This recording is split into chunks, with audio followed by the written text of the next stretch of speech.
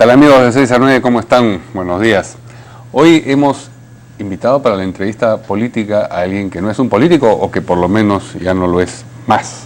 Es el presidente de la CONFIEP, el señor Martín Pérez. ¿Cómo está? ¿Qué tal, Mario? Buenos días. Buenos días.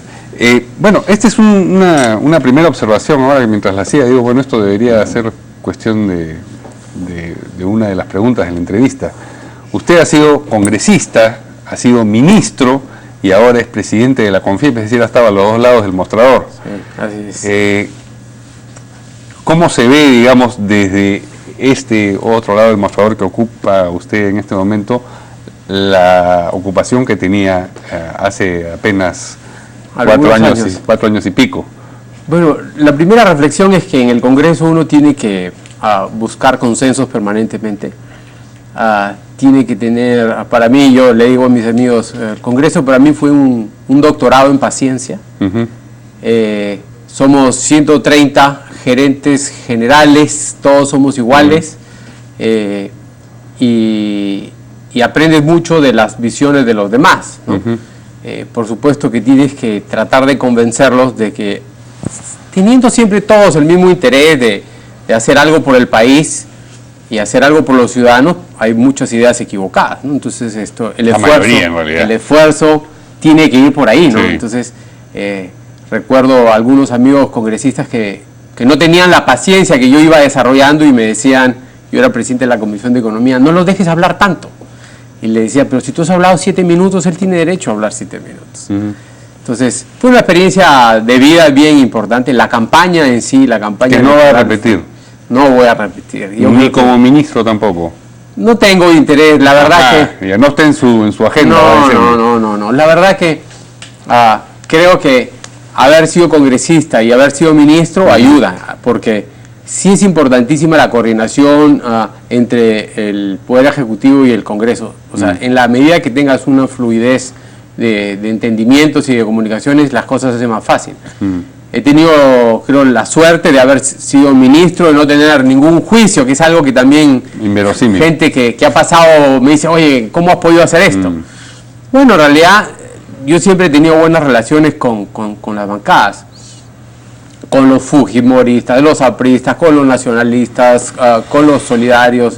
Pero, general, ¿no? Digamos, cuando uno está en el Congreso, no solamente legisla, por supuesto fiscaliza y representa, que son las otras dos funciones que tiene consignadas, digamos, por ley, pero participa de la confrontación política más intensa. Sí.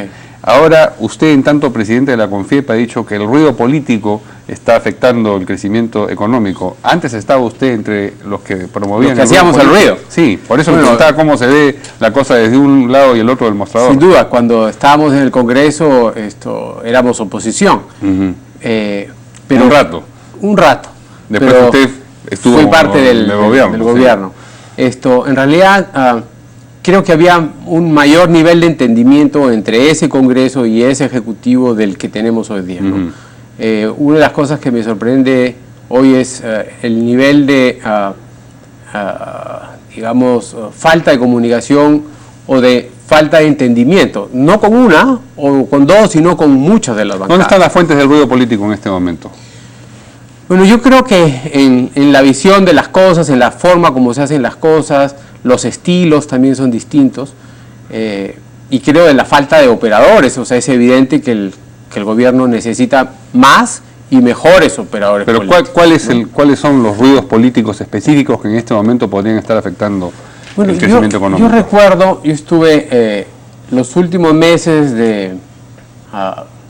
del año pasado de viaje y escuchaba en ese entonces ministro Urresti, y teníamos tweets del ministro Urresti permanentemente, sí, que no eran muy constructivos, que eran muy críticos de la oposición, pero con todos de la oposición. Eran hostiles más, ¿no?, que críticos, ¿no? Entonces, sí, yo siempre he sido de la posición de duro con las ideas y suave con las personas. Ya, pero Urresti dejó de ser ministro, sí, en marzo. Y después hemos tenido muchas denuncias de corrupción de ambos lados. Se cuestiona, por ejemplo, y que está bien que se denuncien las cosas que están mal en el Estado, pero tenemos expresidentes acusados, tenemos expresidentes regionales, hoy gobernadores, presos, ex magistrado del Tribunal Constitucional acusados, congresistas acusados.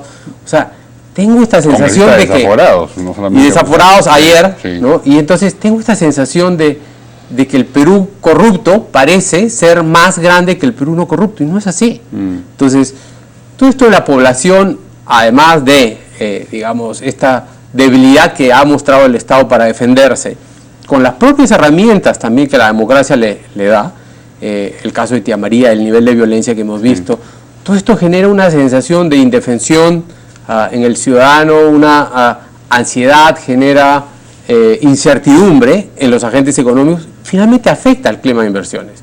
Entonces, creo que sin reconocer la necesidad de que se denuncie aquello que está mal, sin dejar de reconocerlo. O sea, creo que necesitamos decirlo, ¿no? Sí. Pero que luego continúe esto en los foros que les toca, ya sean policiales, ya sean judiciales, ya sean fiscales.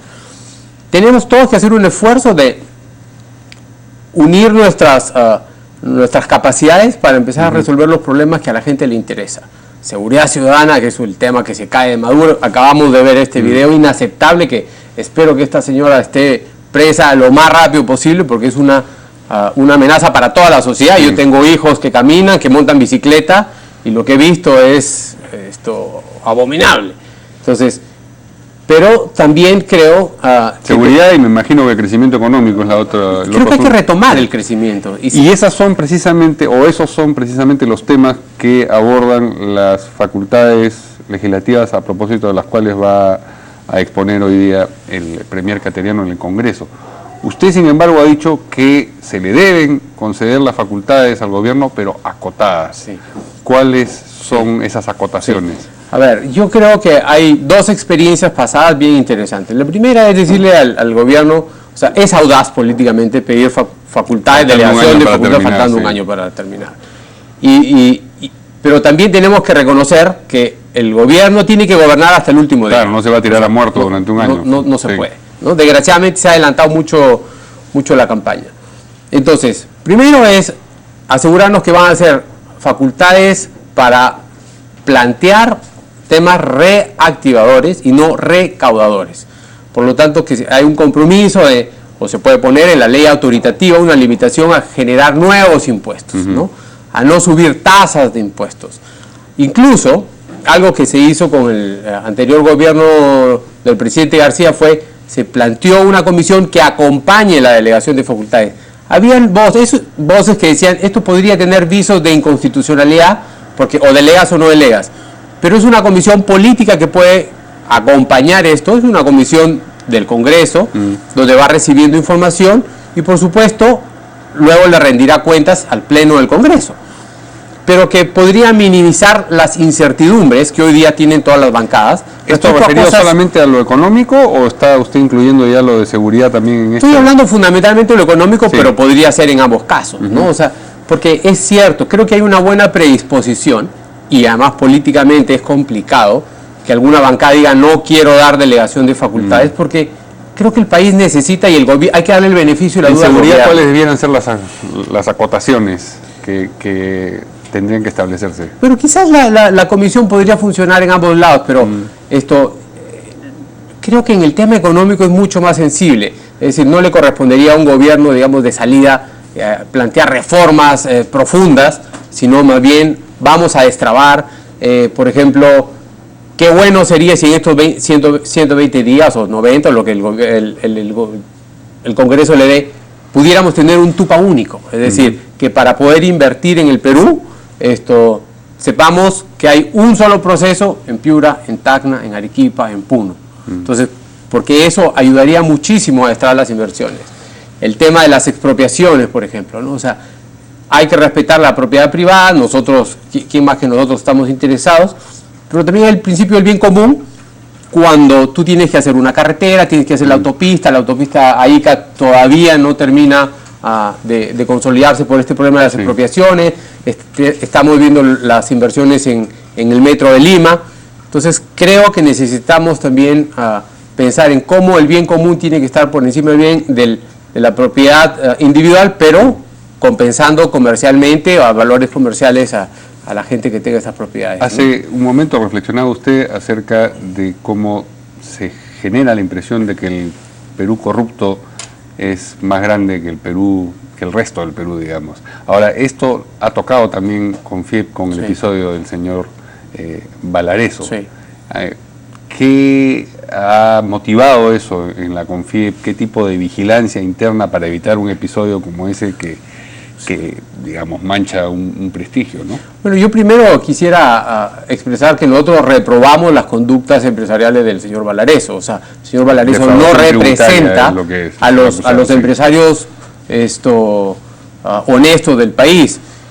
Lo invoco a que se ponga a derecho. Sí, bueno. O sea, tiene que ponerse a derecho. Los empresarios somos ciudadanos como cualquier otro ciudadano, como los periodistas, como los abogados, como los doctores, como los políticos, y quienes delinquen tienen que ir, desgraciadamente, a la cárcel o a donde les corresponda, porque para eso están las leyes y todos debemos cumplir las leyes.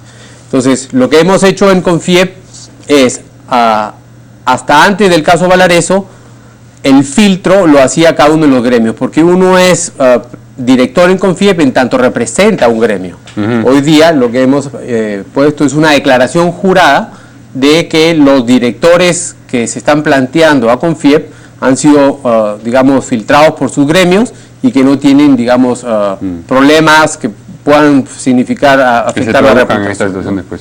Una última pregunta, porque ya nos va a vencer el tiempo. Uno de los temas que abordábamos mientras conversábamos antes de la entrevista es la independencia de CONFIEP respecto de los gobiernos de turno, que no siempre ha sido, digamos, impoluta. Y yo recordaba, por ejemplo, la posición de CONFIEP durante el primer gobierno de Alan García, antes de la estatización de la banca, era completamente a favor de una serie de medidas intervencionistas, y después ha habido uno que otro presidente o una que otra conformación de CONFIEP que le ha ido, digamos, a la saga a los gobiernos de turno. Usted va a continuar siendo presidente de CONFIEP durante la campaña electoral que viene, y uno de los presumibles candidatos es Alan García, del que usted ha sido ministro. ¿Cómo va a ser para conservar, digamos, la distancia que corresponde? Bueno, yo tengo buena relación con Keiko, porque también podrían decir lo mismo, porque hemos estado juntos en el Congreso. Tengo buena relación con el presidente Toledo, tengo buena relación con el presidente García, pero nada tiene que hacer esto. He tenido menos oportunidad de estar con Pedro Pablo. No solamente es una buena relación, a trabajar políticamente con él, esa es la diferencia, ¿no? Sí, pero lo bueno es que no tengo ni interés de ser ministro ni tener ningún puesto en el gobierno ni de García, ni de Keiko, ni del que salga elegido. O sea, hoy día estoy concentrado y dedicado a CONFIEP y a los intereses de CONFIEP, que son absolutamente transversales. Es decir, nos preocupa, por ejemplo, cómo incorporamos más nosotros dentro de CONFIEP las provincias, los empresarios de las provincias, las pymes, establecer una nueva relación con los trabajadores. Esos son los temas que nos ocupan. Y estamos de acuerdo, y estaremos de acuerdo, con cualquier candidato que plantee la necesidad de mantener el crecimiento, la necesidad de generar más inversión, de generar confianza. ¿Por qué? Porque con más inversión vamos a generar más empleo y vamos a generar menos pobreza. Es decir, la única forma de combatir la pobreza va a ser con más empleo. Quien esté de acuerdo con estos principios, nosotros estaremos de acuerdo con ellos. Muy bien. Si me permite, simplemente quisiera decir unas palabras finales, Mario. Creo que el Perú está rebotando económicamente, creo que se vienen buenos momentos económicos, y yo quisiera invocar a todos los empresarios pequeños, medianos y grandes que empecemos a ver con más optimismo el crecimiento. El 2016 será mejor que el 2015, el 2017 también, de modo que tenemos que seguir invirtiendo para poder seguir creciendo. Muy bien, muchas gracias a Martín Pérez, presidente de la CONFIEP, por esta entrevista. Nosotros nos vamos, se quedan como siempre con Carlos y Carla. Buenos días.